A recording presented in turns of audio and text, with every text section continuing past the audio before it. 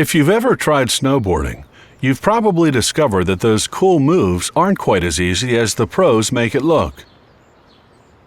Learning to maneuver a snowboard is a long and involved process, and it's much the same when it comes to manufacturing these surfboards for snow.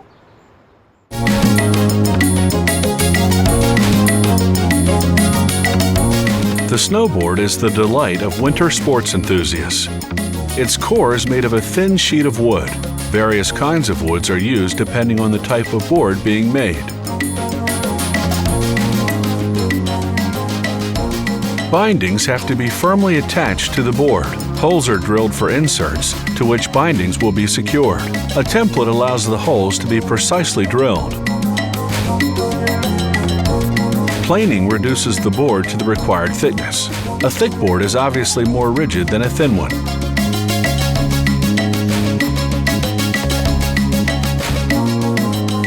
A shaping procedure refines the board's contours. At this point, the board is still perfectly flat with no curvature.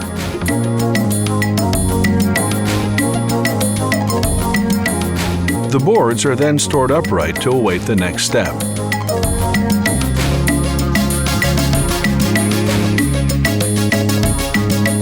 Now they must secure the aluminum inserts, which will be embedded in the wood.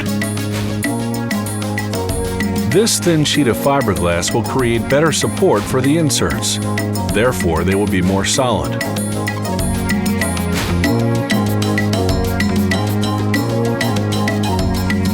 To make working on it easier, the board is securely held in place by clamps. Epoxy, an extremely strong adhesive, often used with composite materials, is applied to the fiberglass at room temperature. It is essential to remove any excess epoxy, as well as eliminate all air bubbles so there will be a good adherence.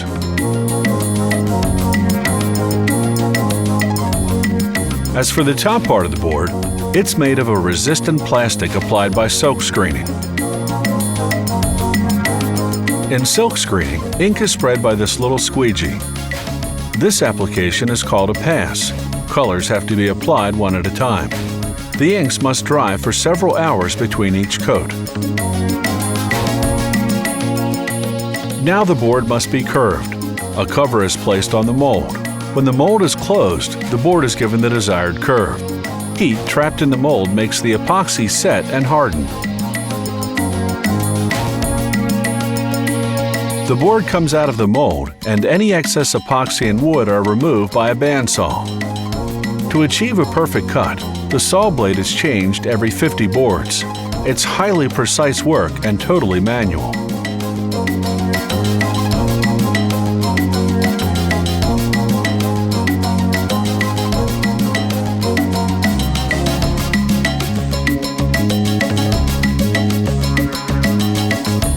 They apply again by silk screening another coat, then another color, this time red.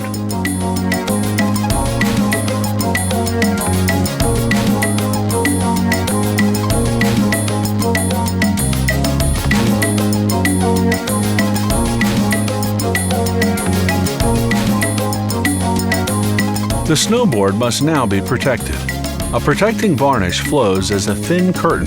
The board passes beneath this curtain and then moves into a dryer for a 6-hour stay.